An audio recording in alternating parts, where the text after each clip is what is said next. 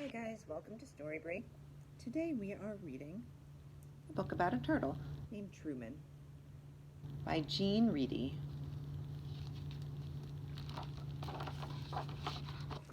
Truman was small, the size of a small donut, and every bit as sweet. He lived with his Sarah high above honking taxis and growling trash trucks and shrieking cars, and the number 11 bus, which traveled south. Truman never honked or growled or shrieked or anything at anybody. He was peaceful and pensive, just like his Sarah. One day, Sarah ate a big banana with her breakfast, clipped a blue bow in her hair, and buttoned up a brand new sweater.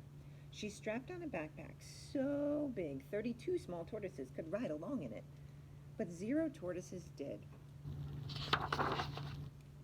Sarah placed 7 green beans in Truman's dish, no more than usual. She kissed her finger and touched it to his shell and whispered, "Be brave." Then she left. Not to worry, she'd left before, and she'd always returned, but this time, that backpack was particularly big, and Sarah looked particularly pensive, and that banana, then that bow, and let's not forget about those extra beans. That's when Truman saw something he'd never seen before. Sarah boarding the number 11 bus going south. The bus roared away. Truman waited for Sarah to return. He waited and waited. He waited 1,000 hours, tortoise hours that is, until he could wait no longer. He would go after his Sarah. He would catch the number 11 south, even amid the honking and the growling and the shrieking, even if it seemed.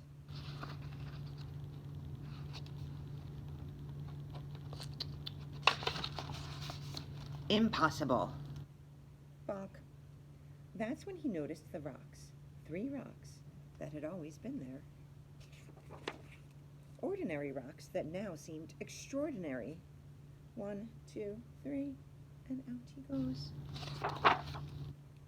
And the arm of the couch, and the pillow propped just right, and that tall, tall boot, and that rug, that glorious,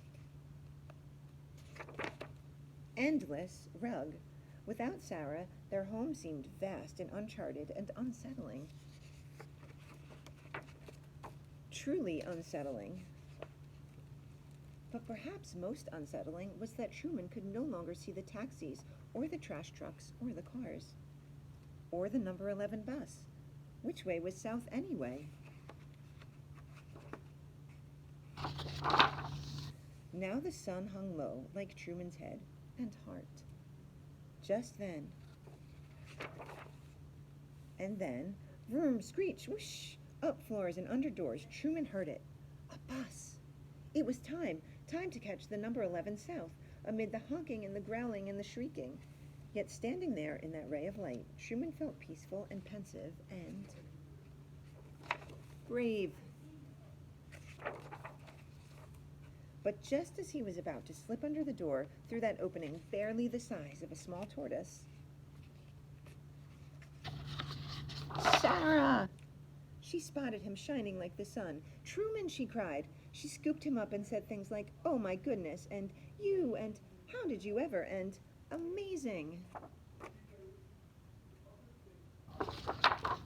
Sarah kissed her finger and touched it to his shell and tucked him safely back in his tank, where he was peaceful and pensive and proud.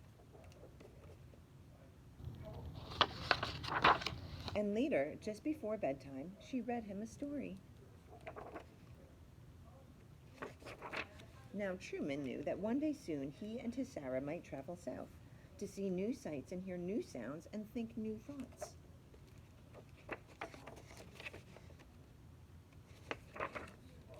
Together. The end. Thanks for listening, guys. See you soon. Bye.